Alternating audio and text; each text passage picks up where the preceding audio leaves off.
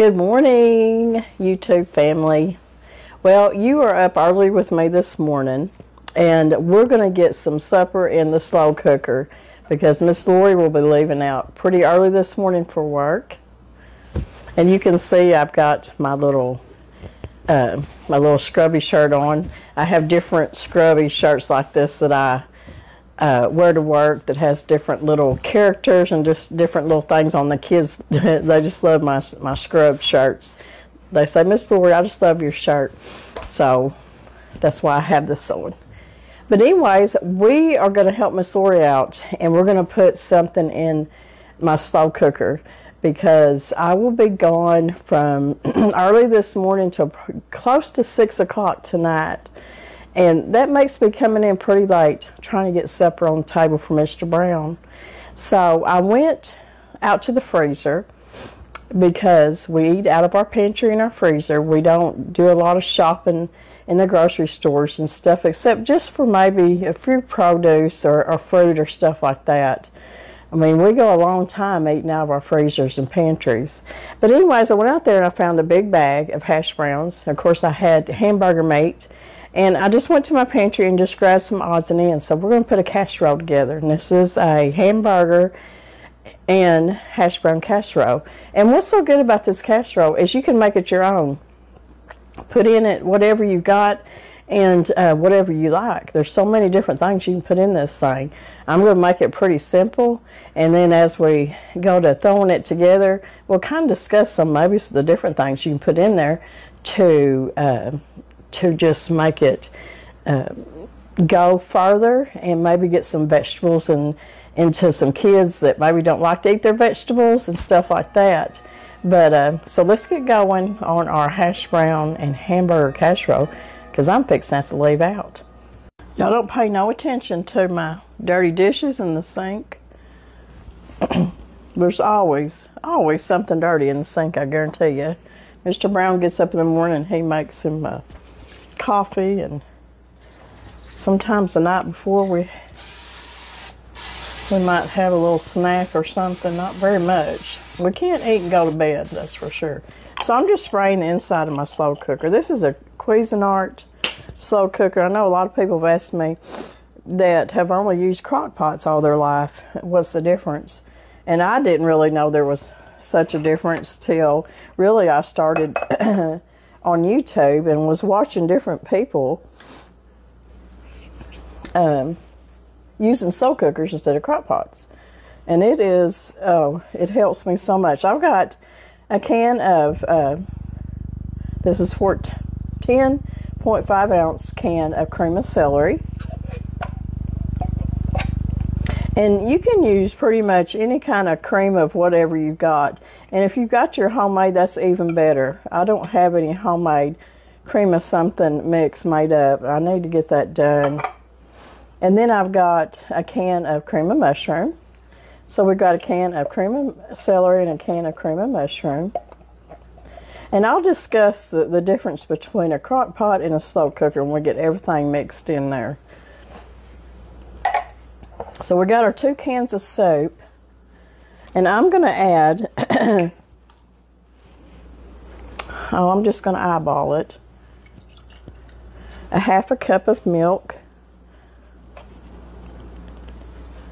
and then I've got about a cup of sour cream left in my container here, and we're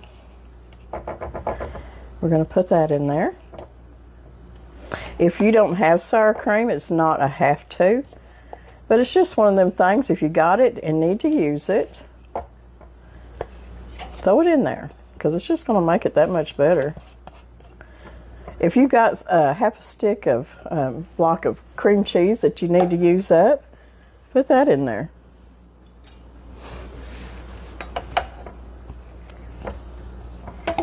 We're just going to mix this up. It has been such 2 days of really nice weather here in the hills of Arkansas. And me and Mr. Brown have been outside getting a lot done. And I think that's why my nose is a little stopped up and my throat's a little scratchy, just because we've been out and about and the pollen and You know how it goes. Okay, we just stirred that up. And if you want to, you can put just a little bit more milk in it. And I think I'm going to. I don't think I need a whole cup. That's just a little over half. Yeah, that made it just a little bit more. I like the consistency of that a little bit better. I guess y'all can see that. Okay. So what we're going to do is last night before I went to bed, I went ahead and prepped my meat for this casserole. And what I did is I cooked a pound of hamburger meat, a whole onion, and I had some bell peppers in the refrigerator. And I want to talk to y'all a little bit of how I store a lot of my produce. And my produce, the way I store it, lasts 2 weeks and over in the refrigerator. But this is probably about half a cup of bell peppers, 1 onion, hamburger meat, and I just kind of seasoned it with salt and pepper and garlic powder, a little onion powder. You can season it any way you want to. And if you're making this for a big family and you need to use more hamburger meat, you can do that. Maybe 1.5 pounds. Okay, I'm going to use about 30 ounces of hash browns. You don't have to use frozen. You can use your own homemade hash browns. Let's see what this looks like. And 30 ounces should be about half of this bag.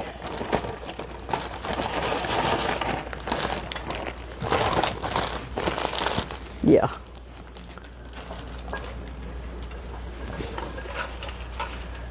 So we're just going to stir up our hamburger meat and our hash brown.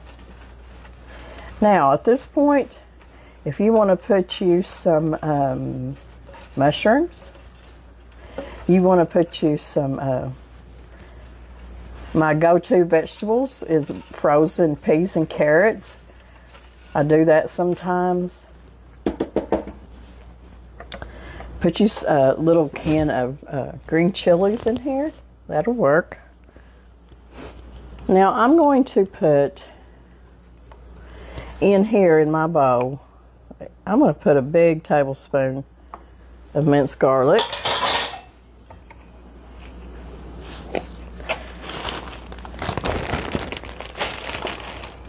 Now I'm going to salt and pepper because my potatoes didn't have any seasoning on it. And if I wasn't, making a video of this, it would come together a lot faster. But I just thought, you know what? I'm just going to turn this on and talk to my YouTube family, and we're going to make this together. Because I love being with y'all, and I hadn't been with you in a few days. And this is just real normal life. Okay, so we got our soup mixture, milk, sour cream, and our tablespoon of minced garlic. And I'm just going to pour that in there. And like I said, you can put anything in here to your heart's desire to make it go further, or just to make it your own casserole, what your family likes. Now, this is more than me and Mr. Brown eat, of course. We don't have children at home. But I tell you what we do. We'll either eat this the next day, because we do eat leftovers, or we'll take it to work in our lunch. Get my total over here back so I can mix this up. And we're just going to stir this up.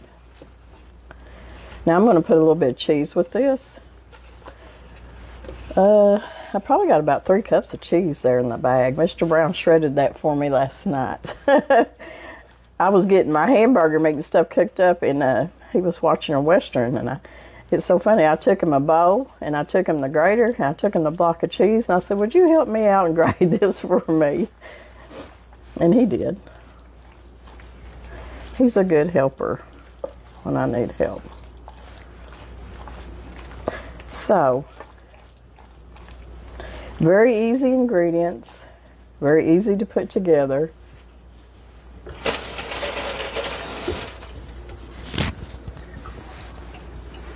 I'm going to put a little bit more salt now that I've started up.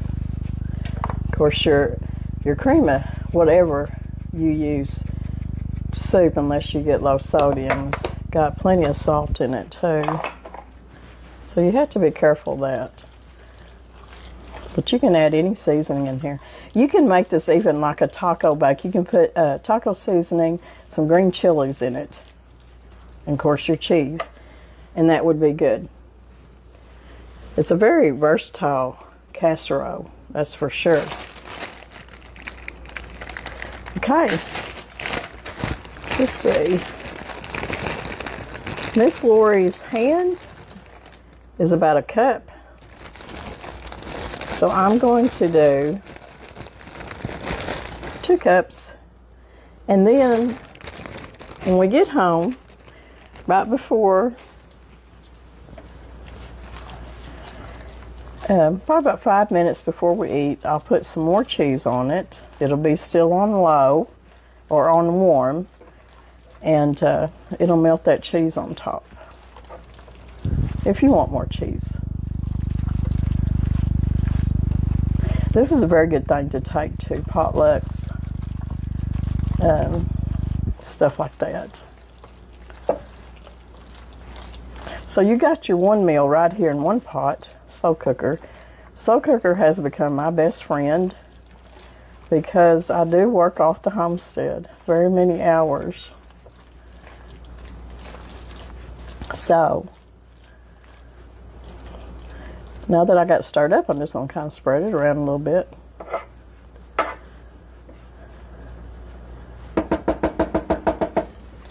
I got more dirty dishes in the in the sink. That's okay. If you ain't got dirty dishes, you ain't cooking, are you? So that's all there is to that. I'm going to look over here and make sure I've got everything that I meant to put in it. And it looks like I do. So all I've got to do is put the lid on. Okay, we're going to turn it on. And of course, Miss Lori don't have her glasses.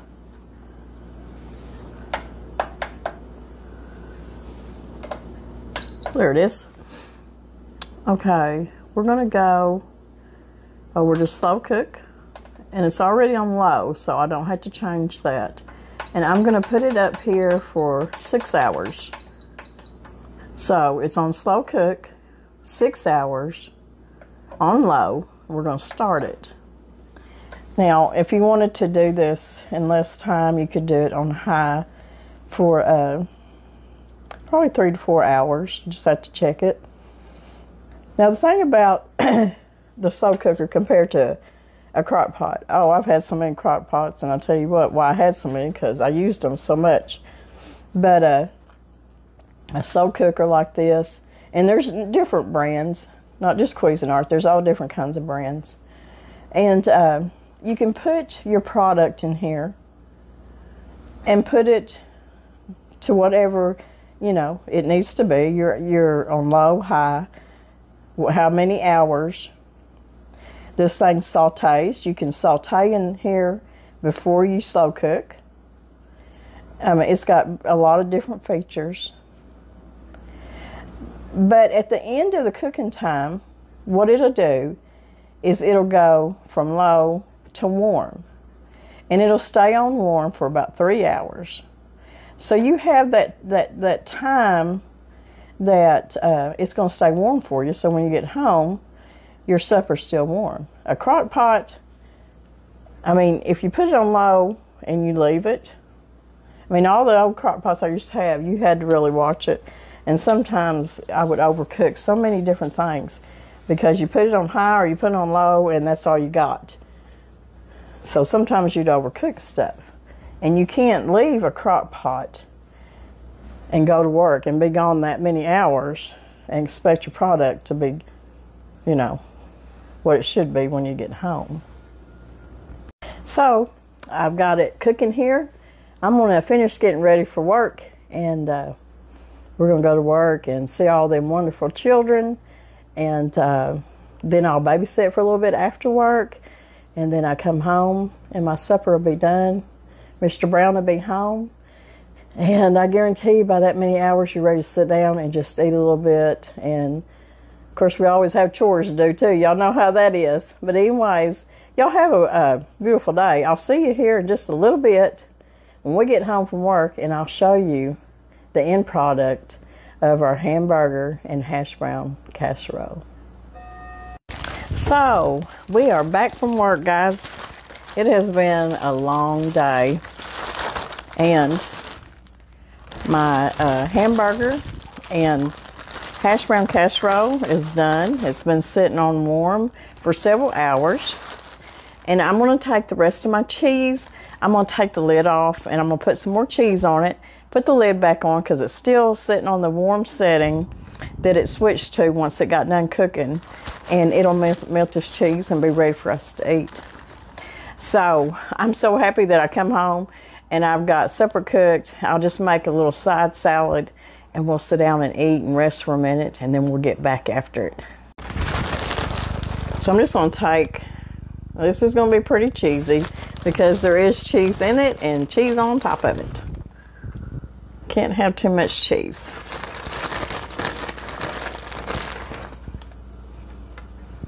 So we're going to put the lid on it. Just let it sit there long enough for me to get our salad made and get our glass of tea made, and then we'll sit down and eat. So I get asked all the time, how do I store my produce and my fruit and stuff in the refrigerator to keep it good for a while? And this is how I do it. I've been doing this for a long time.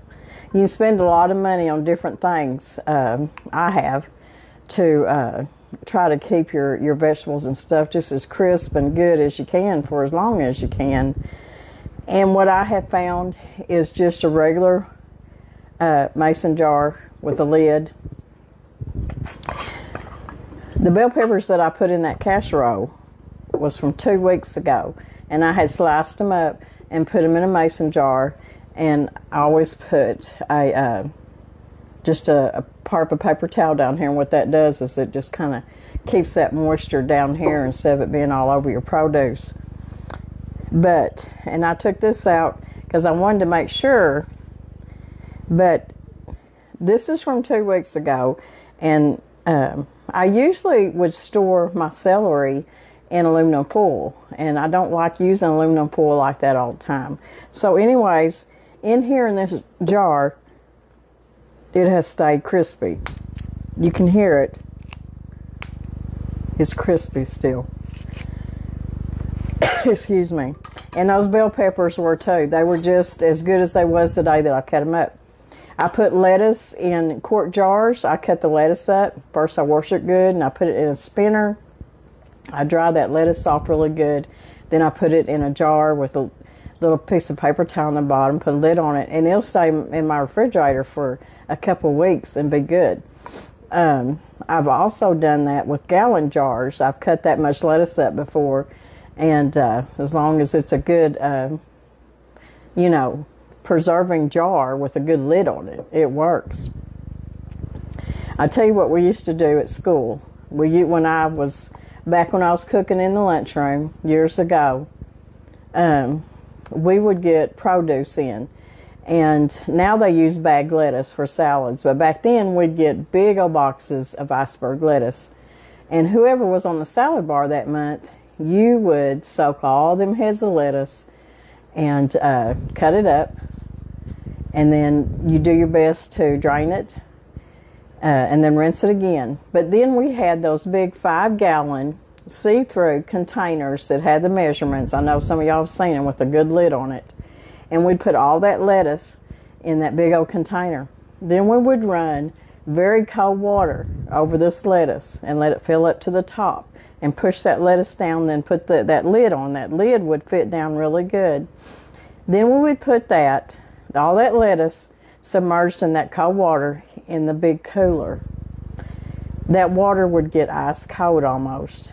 But the next day when you went in to make 75, 100 salads, you would drain that lettuce, and that lettuce would be so crispy. I mean, it was just unreal. So you can do it that way too, but just in smaller portions. So I hope that maybe helped y'all a little bit. Y'all been asking me that for a while, several of y'all, of how I store my produce. I do berries, strawberries, cauliflower, broccoli, anything like that, carrots. It stays good. Like I said, this right here, this celery is about 2 weeks old, if not a little bit over, and so was my bell peppers. So that's just a little tip from Miss Lori. So let's make us a plate. It didn't take long for that cheese to melt. We're going to dip us up some of that casserole.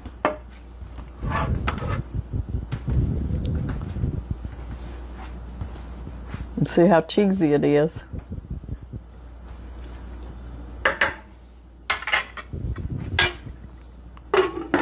So this is what we're having for supper tonight. We got it plated up with just a side salad. This is our hamburger and potato slow cooker casserole. And like we talked about earlier, you can put different stuff in here. You can put mushrooms, you can put green beans, you can put mixed vegetables, green chilies, put taco seasoning in it. There's just all kinds of ways that you can make this casserole different every time. So I hope y'all enjoyed this recipe, because I dearly love different slow cooker recipes that help me out so much when I get in and I've got supper done. And I'm going to be doing a lot more of them too. So if y'all liked it, give me a thumbs up. If you haven't subscribed, please subscribe. And go back and hit that notification bell, because if you're not getting the notifications, you may have to go back and hit that bell.